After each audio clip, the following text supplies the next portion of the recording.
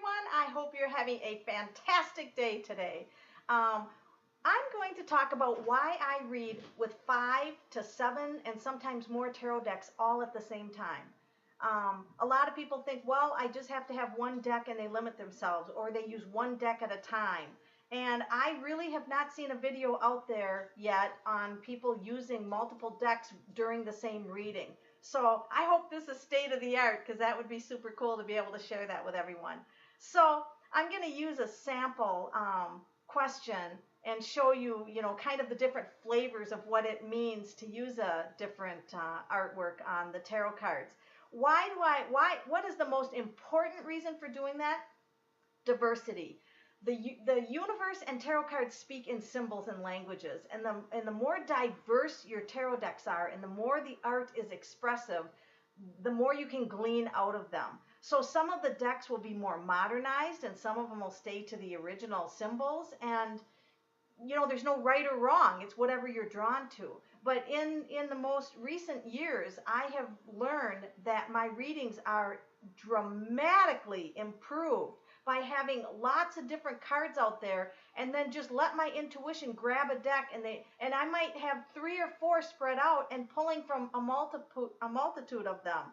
So, it just allows you so much more information can come in through the cards. I mean, I hope you guys will try this, because it's fabulous. It's absolutely fabulous.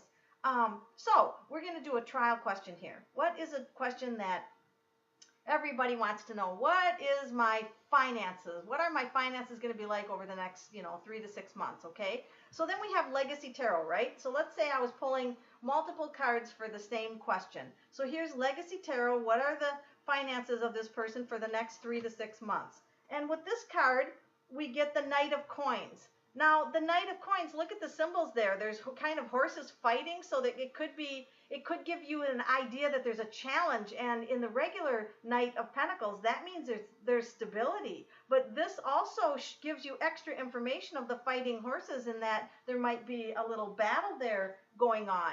And then we have the Connolly Tarot.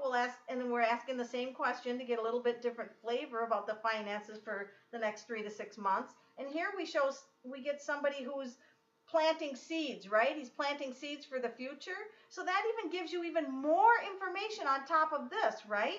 You have somebody that, you better start saving a little at a time, right? Or you could be suffering. That card could hint at suffering.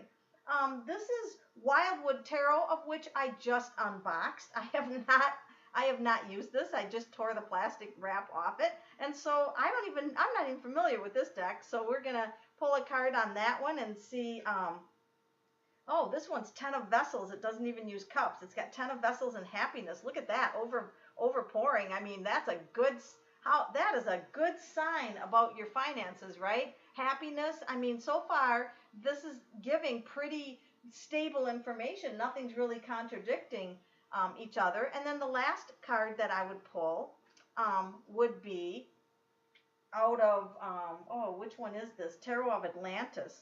Now, look at this woman. Oh, I have a headache, and there's this spirit watching me, and I think he's from another country or something. So this is, I don't even know what card this is. Oh, the Empress. This is the Empress card.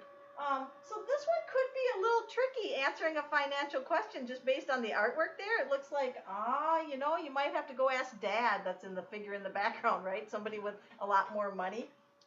So there's different ways to use these cards, a multiple of cards, okay? So you could pull a variety of them for the same question, or you could use one for one question. So here's what I have done, and I'm just going to teach you my little system. The Rider-Waite is good for finances, all right? That's the Rider-Waite, typical Rider-Waite deck. This is what I call my financial deck. So if somebody asks a financial question or a job question, I pull. Actually, this is Universal Weight. Universal Weight. That's the deck I pull. Then let's say they have a relationship question. Okay, now I go to the Robin Wood Tarot. That's my relationship deck. So then I have Eileen Connolly, which is just fun, and that's all over the place. So this one I'll sometimes pull as a complement to either the financial or the relationship. That's kind of like my everything go-to. You can't go wrong with Connolly Tarot. And then some of these more unusual decks Like if somebody would want to talk to a person that's deceased, I use steampunk and Anna Kay for that. And then every so often, the Legacy Tarot does come in handy because of the rich symbols in it. But it doesn't handle like everyday life as well as what the um, Robin Wood and the Universal Weight decks. It doesn't handle like going to a job. Like you could ask a question, you know, is my boyfriend going to come back? Let's say somebody broke up with their boyfriend. Is the boyfriend going to come back? And we've got Legacy Tarot, so we're going to pull a card on that. Say, is the boyfriend going to come back? You know, look at her crying. You can kind of tell by the symbols that she's just going to drink herself away, right?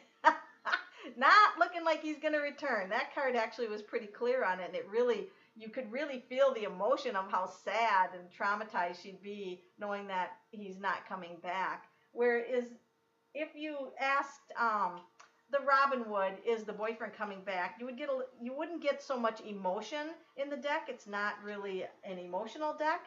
So look at this. Yeah, he's coming back. So this is what I'm talking about. Is what could happen is this could be a period of waiting. Like let's say you pulled these two cards together at the same time. This could be that there's a period of grief and waiting, or maybe you need to apologize because what did you do? Or maybe that person needs to apologize, but in the end, this would work out. But certainly if you just pulled one card, this would make it look like not really. And besides the Five of Cups, if you know basic tarot, the Five of Cups is hidden sadness and crying over the wounds that you have, so that the tarot gives you additional information. So I just hope that you guys will branch out there and utilize. Sometimes I've got 3, 4 going at one time, and I just kind of let myself go crazy. I don't think about it a whole lot. I just pull a bunch of different cards and put the story together. That's another video I'm going to do, is my storytelling method for tarot reading. I don't do spreads. I do storytelling. And so I'll teach that with you in the next video coming up. So I hope that you guys will grab some extra decks and have fun with your readings.